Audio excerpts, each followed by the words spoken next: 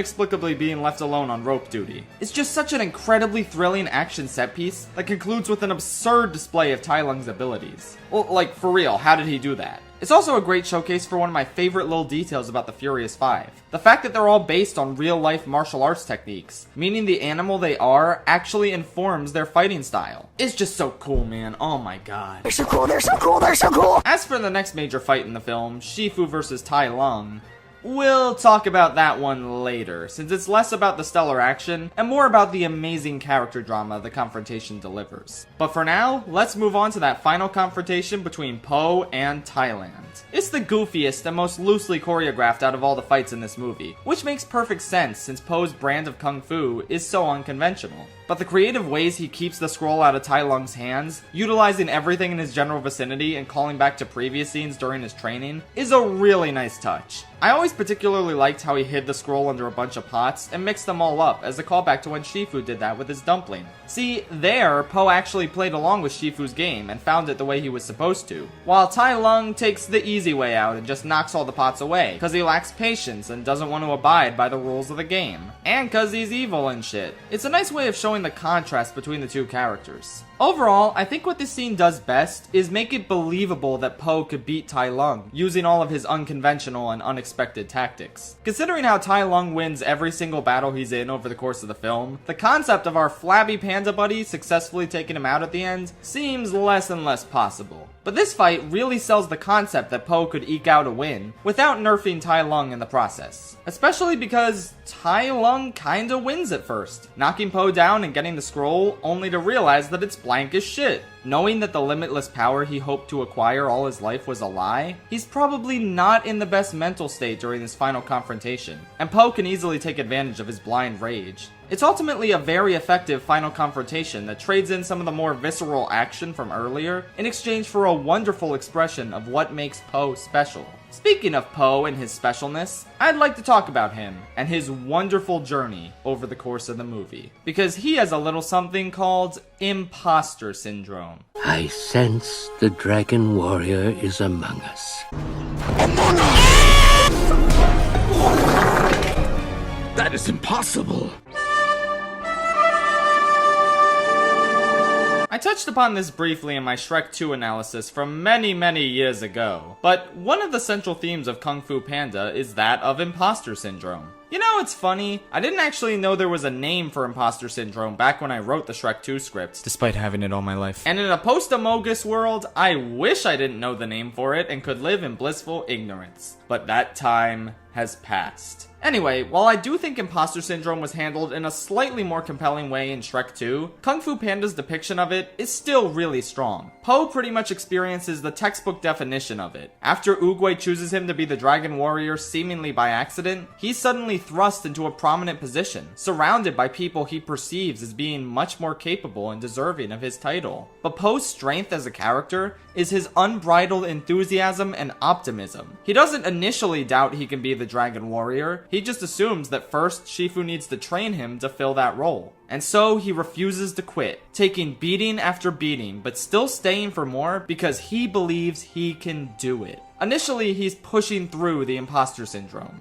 but that doesn't mean it isn't still there. One of my favorite scenes is when he accidentally barges into Crane's room at night, and Crane's trying to be courteous and nice, despite the fact that he trained his entire life to reach a certain position and then it was just given to some random panda that fell right out of the sky. But then Crane blurts out, "You don't belong here," which Po interprets as the same thing his imposter syndrome has been telling him deep down. That he doesn't belong here at the Jade Palace, training alongside his idols he could never hope to live up to. He expresses his reluctant agreement with what Crane said, but Crane feels bad about this and backpedals, saying he was just talking about not belonging in his room. So Po leaves, a little embarrassed but mostly relieved. And then Tigress opens her doors to say the same thing. "You don't belong here." Po interprets this the same way Crane apparently meant it, that he doesn't belong in her room. And then she proceeds to clarify that she doesn't think he belongs here, at the palace, learning Kung Fu alongside the masters, and that he should leave if he has any respect for them. The fact that she specifically said, "You don't belong here," after Crane did, implies that she could hear their conversation, and that she specifically chose the words that would cut Po the hardest. It's such a great scene for establishing not only Po's naivete and earnestness, but also how ruthless and blunt Tigress is, especially compared to the rest of the five, who keep their frustrations and disappointment inside.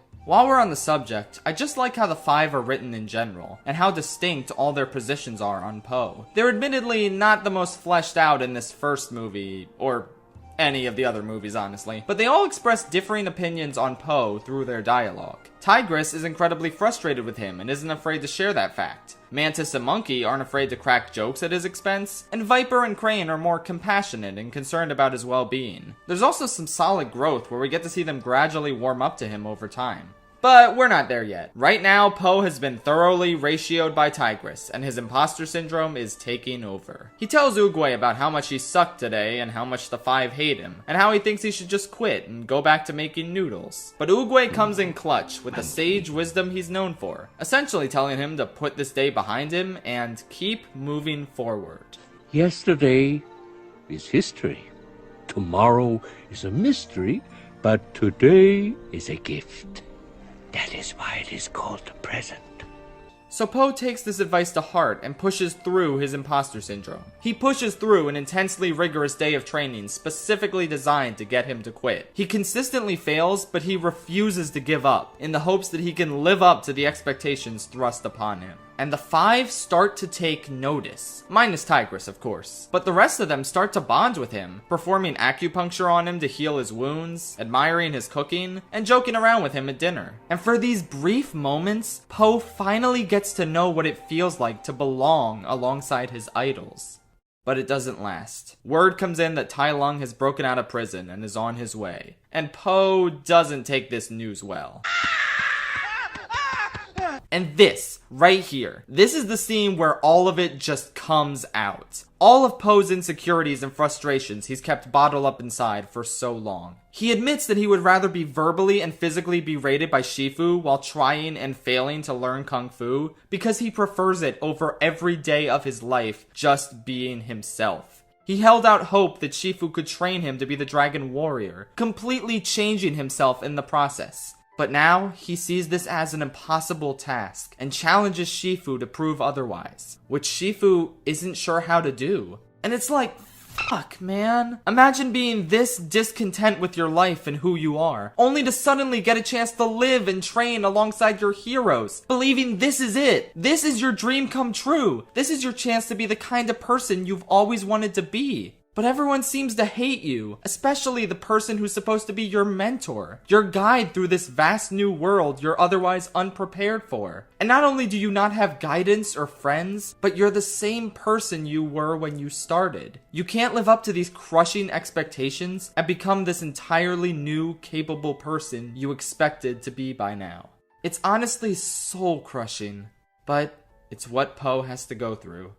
But Po eventually overcomes this, thanks in no small part to Shifu overcoming his biases about Po. We'll get to that in a bit. Before I discuss the resolution of Po's arc, I think it's about time we talk some more about Tai Lung. Yeah, we're not really supposed to talk about him.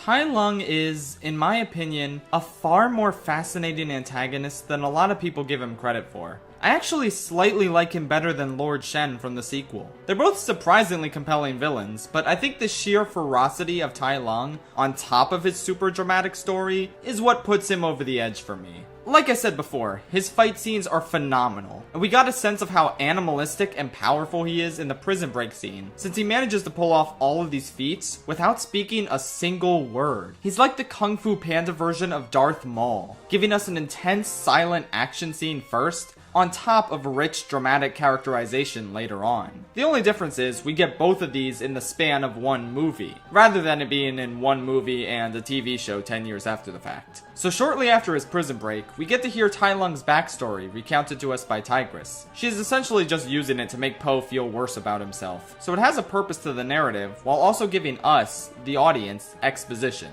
Coolio. Essentially, Shifu raised Tai Lung as his son, training him in Kung Fu and telling him he was destined for greatness, to be the Dragon Warrior. However, Oogway refused to let this happen due to the darkness he saw in Tai Lung's heart. Tai Lung was outraged and laid waste to the valley, trying to take the scroll for himself, all as Shifu remained emotionally powerless to stop the boy he raised. After Oogway took Tai Lung down and sent him off to prison, Shifu was heartbroken and never truly recovered from this. He never loved another protege in the same way as he did Tai Lung. Presumably not only because he didn't want to raise their hopes too high like he did before, but also because he was too afraid to express genuine care for anyone else, lest he run the risk of getting his heart shattered all over again.